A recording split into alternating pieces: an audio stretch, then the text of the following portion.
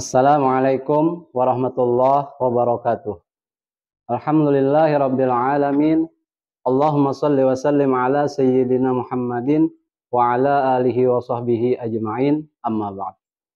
Qala Allah Ta'ala fi kitabil mubin wa huwa asdaqul qailin. A'udzu billahi minasyaitonir rajim.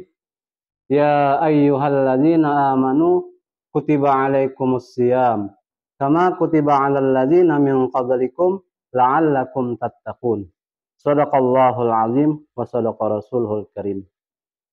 Dari ayat ini ada beberapa pemahaman yang bisa kita ambil tentang pelaksanaan puasa di dalam bulan Ramadan. Yang pertama, panggilan yang disebutkan oleh Allah Subhanahu wa taala di dalam Al-Qur'an ini menggunakan kata-kata ya ayyuhalladzina amanu. Maknanya di sini menunjukkan bahwasanya hanya orang-orang yang beriman yang mampu melaksanakan puasa. Orang yang tidak berpuasa berarti dia tidak memenuhi panggilan ini, yaitu orang-orang yang beriman. Makna yang kedua ditunjukkan oleh diksi kata kutiba alaikumus siyam, diwajibkan atas kamu berpuasa. Hal ini menunjukkan bahwasanya secara tata bahasa Arab, kutiba itu adalah fi'il madhi lil majhul, yang mana menunjukkan di sini maknanya lil ilmi. Allah Ta'ala sebagai orang yang mewajibkan puasa.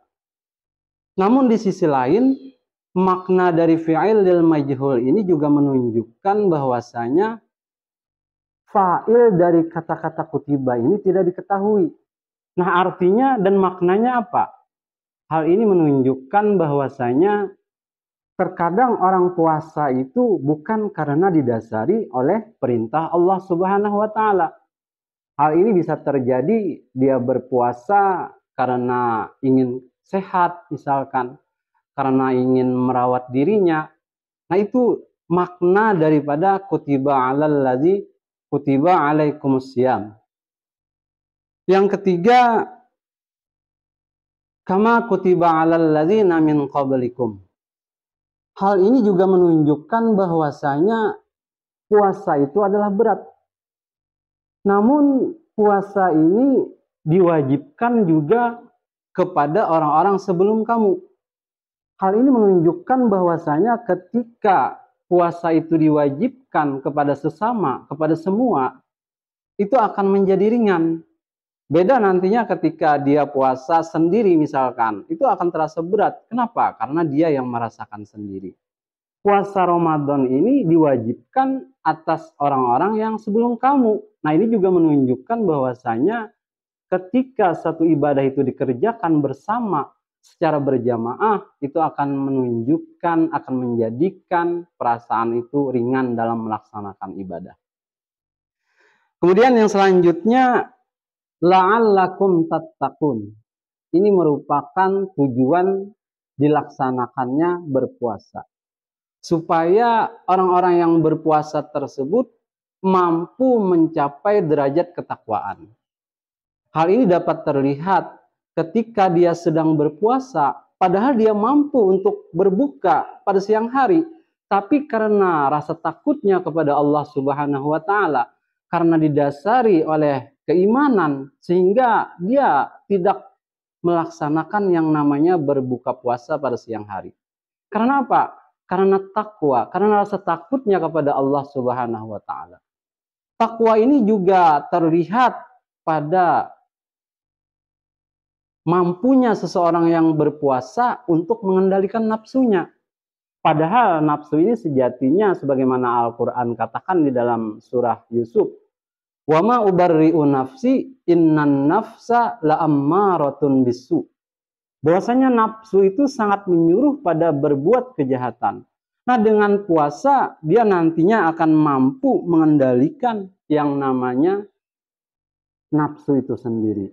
Sebagaimana hadis Nabi Shallallahu Alaihi Wasallam mengatakan, man istata'a minkumul ba'ata falyatazawwaj, kata Nabi.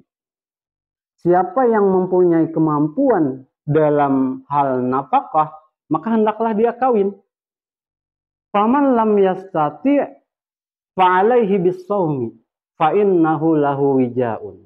Maka barang siapa tidak mempunyai ongkos nafkah, maka dia bisa melaksanakan puasa. Karena puasa itu menjadi pelindung bagi kejahatan-kejahatan nafsunya. Hal ini juga disampaikan oleh Nabi Shallallahu Alaihi Wasallam, as-saumu junnatun, kata Nabi. Puasa itu mampu menjadi pelindung dari dahsyatnya kehendak-kehendak nafsu yang tidak baik. Itu wujud daripada ketakwaan yang kita rasakan ketika kita berpuasa. Manfaat lainnya ketika kita berpuasa berdasarkan hadis Nabi Shallallahu Alaihi Wasallam adalah sumu tasihu, kata Nabi. Berpuasalah kamu, niscaya kamu itu akan mendapatkan kesehatan. Niscaya kamu itu akan sehat. Namun seringkali kita temukan perilaku-perilaku pada waktu berpuasa tidak mengarah kepada hidup ataupun perilaku hidup sehat. Kenapa? Karena ketika sedang berpuasa, dia tidak memperhatikan pola makan yang seimbang. Dia hanya mengganti jam makannya yang biasanya dia 3 kali sehari, pagi, tengah hari, dan malam. Lalu dia rubah menjadi pada malam hari dengan mempergunakan kemampuannya untuk mengenyangkan nafsunya. Nah, tentu ini tidak akan tercapai. Jadi di sini Nabi tidak menjelaskan bagaimana prosesnya tentang kesehatan itu. Tapi Nabi mengatakan, sumu tasihu. Berpuasalah kamu, niscaya kamu akan menjadi sehat. Lalu prosesnya bagaimana? Nah, tentu prosesnya itu kita harus mengikuti apa yang dianjurkan oleh Al-Quran. Sebagaimana dikatakan oleh Al-Quran, kulu washrobu wala tusrifu. Makan dan minumlah kamu, namun jangan berlebihan. Nah, mungkin ini yang bisa saya sampaikan. Mudah-mudahan dalam Ramadan ini kita bisa bersama-sama mendapatkan kekuatan untuk mencapai derajat ketakwaan di sisi Allah Subhanahu wa taala. Wallahul muwaffiq ila aqwamit thariq. Wassalamualaikum warahmatullahi wabarakatuh. Audio Jungle.